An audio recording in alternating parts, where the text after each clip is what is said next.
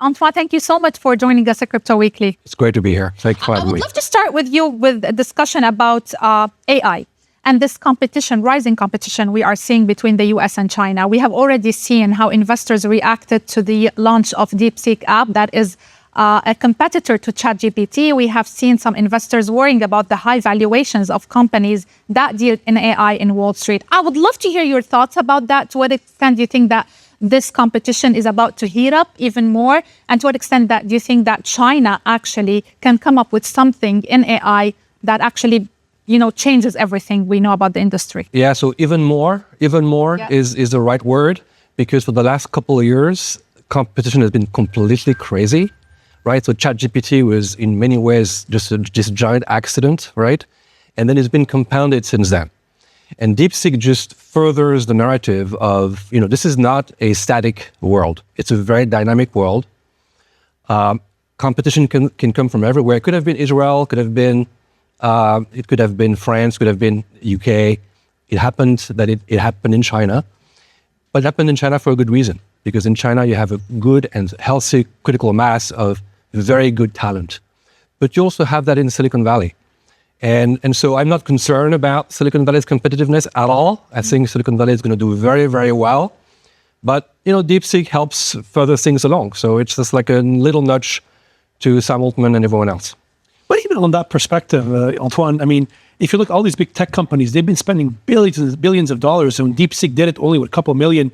Do you believe this is like a Sputnik moment for the US when it comes to AI? Or these things happen, it's natural evolution of... It is not a Sputnik moment at all in my book, and I'm telling you why. It is. So think about it. When Sputnik came about, 50 years ago, 70 years ago, it was all about the vertical integration, an engine, a rocket, a satellite. This takes a lot of efforts. It takes decades to be replicated. This doesn't take decades. It takes a day, it takes a week, it takes a month. And that's the pace we're talking about here.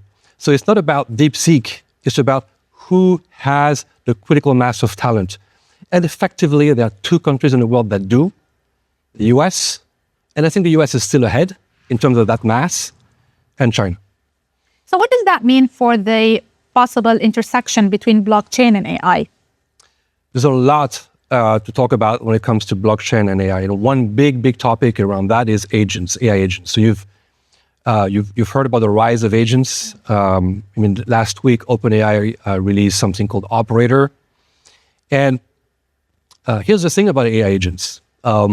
They let you do things, and very efficiently so. But the way that today this is priced is the way that we've priced human intelligence, human agents. Let's talk about this a little bit. The way that most people are paid is by the months.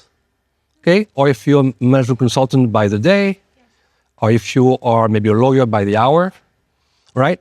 That's the way we're paid. We're not paid by the task, right? Yeah, that's true. All right? Yeah. And yet, AI agents, for the first time, give the ability for the world to price the cost and the value of intelligence at a very granular level.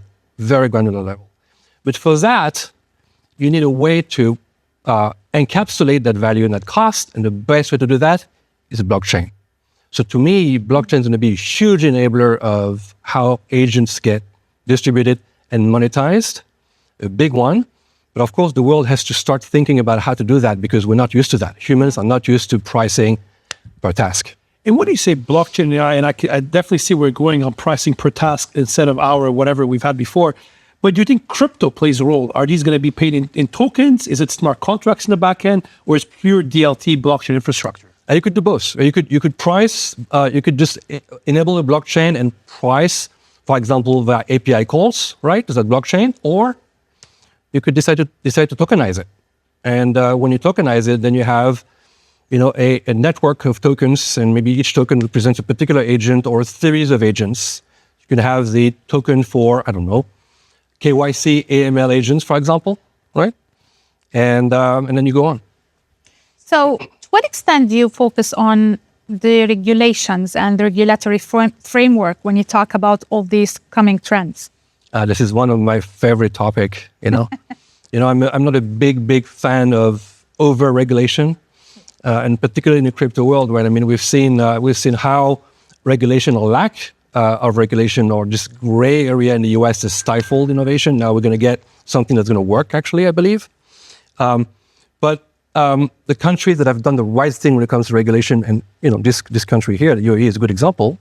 You foster an innovation, you foster an ecosystem.